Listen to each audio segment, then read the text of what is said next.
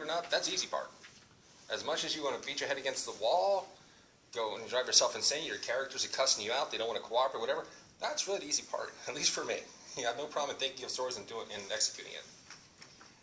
Then the first one is editing. What you always, what you want to do is self-editing is always the biggest thing. You'll have different, everyone have a different system. There's no one-size-fits-all.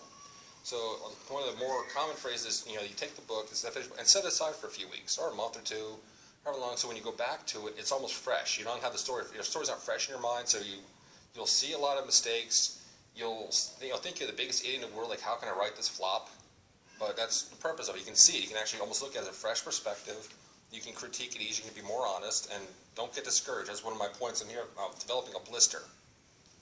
You're going to think you're an idiot. You're going to feel like an idiot. You'll probably have people tell you you're an idiot because they'll sit there and you'll have a god-awful typo or just a little phrase or whatever. It'll make no sense. When you're writing it, it'll sound like the greatest prose ever. You go back to it, or someone else looks at it, you'll feel like you're in kindergarten and somebody stole your Twinkie. I mean, it can be bad. You have to sort of develop a thick skin. You're going to have to be able to take abuse from yourself, especially, but others will critique you. Some not so gently. Others, I try to be honest, but I also like to be gentle with it. I want to be tactful. I'm not going to tell you this is absolute garbage. Go to writers. No, everyone's good. You just need to refine it. That's my belief. We have to be able to look at our own stuff and judge it honestly whether it belongs to the story. Like myself, I usually write third-person omniscient. That's where a lot of science fiction does it, where it's multiple points of view in the same scene without scene breaks or chapter breaks. It's like we go from one person to another. So you have an overview point of view, you have objective, and you have subjective. The objective is a fly in the wall, kind of like the Lord of the Rings series, where it's someone telling the story. Subjective, you can actually go into different heads. And a lot of people term it as head hopping, but that's really omniscient. And the problem with that is one of the rules is you don't want to have a point of view that does not further the story. Whether it's a point of view of a person you just have seen, all of a sudden you jump into, Jenny's head because this sounds like a great thought process, but it does nothing for the scene. It doesn't move it forward, but at the time it sounds like a good idea. You have to be able to look at that thing and actually look at it, okay, does this work? Does this pay off in some way? Does this actually build her character? Or can you do it a different way from the other person's or overall point of view and how to do that? So you have to be willing to possibly take that out. Also, if you run any of the stuff with it's first person, or if you have the scene breaks run up between points of view, everyone will want to put in a backstory. Like if you have, say, your maid, and okay, she's from, say, Venezuela, and she married, a guy from Maine, and they have like 20 kids, and you want to tell a backstory. You want to bring it to life. You always hear about bringing the character's life. Well, that secondary character might be mentioned 3 times in the book, or even a dozen times maybe. You have to look at it. Is that story important? Does that story add to the book? Unless one of her kids ends up being a psychotic, hitman, that really doesn't usually have a place in the book. That's something you can actually look at, and that's where the blister, and you have to say, okay, I can take this out. It doesn't affect. Usually, there will be a clean cut too. If you see it, you'll have that whole section. You just take it out, and it's hard because that's our baby. That's a character we created. This is a whole backstory we thought of.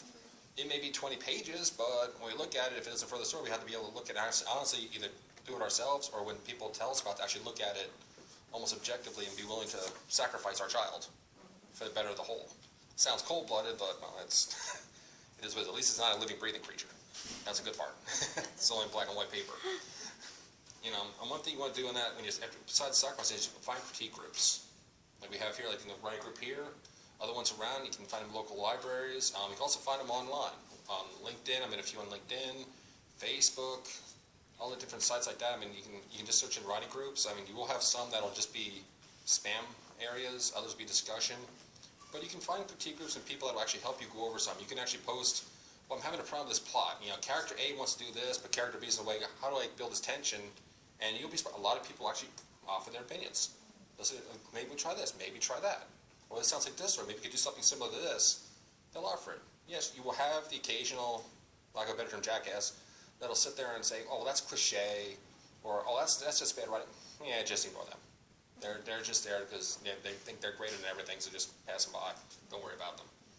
But they do hesitate. They do help out, and don't ever hesitate to ask a question. That's some of the hardest thing because you always feel like you're going to be an idiot. I always heard the phrase, "There's no stupid questions. It's just stupid people that don't ask questions." Well, I ask stupid questions. Because sometimes I'll miss the simplest thing in the wall. The wall may be painted green, but to me it'll look blue-green. I'll actually have to ask it, because I'll just be in one of those modes.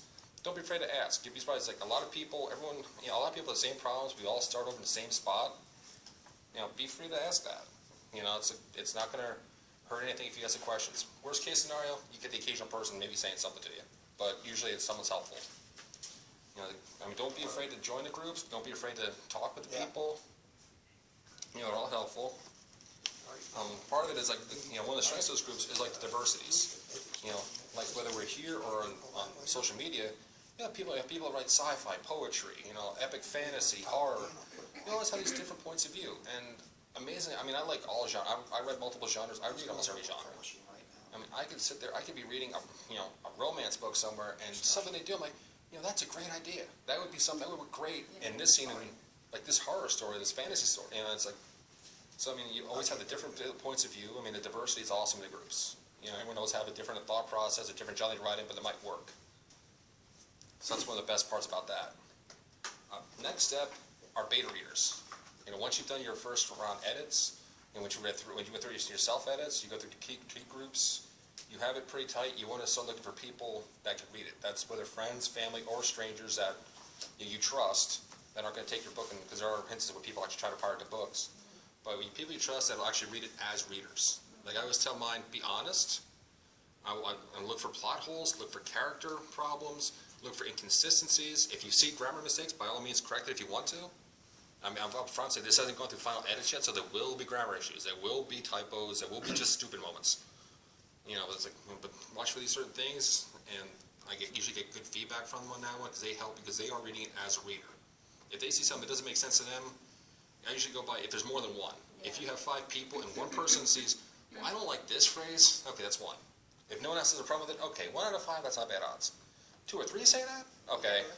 Yeah, then you want to sit down and say, okay, am I making sense? Am I just, being stupid, or, that's where you kind of have to put your whole ego to the side. You have to be willing to accept their critiques.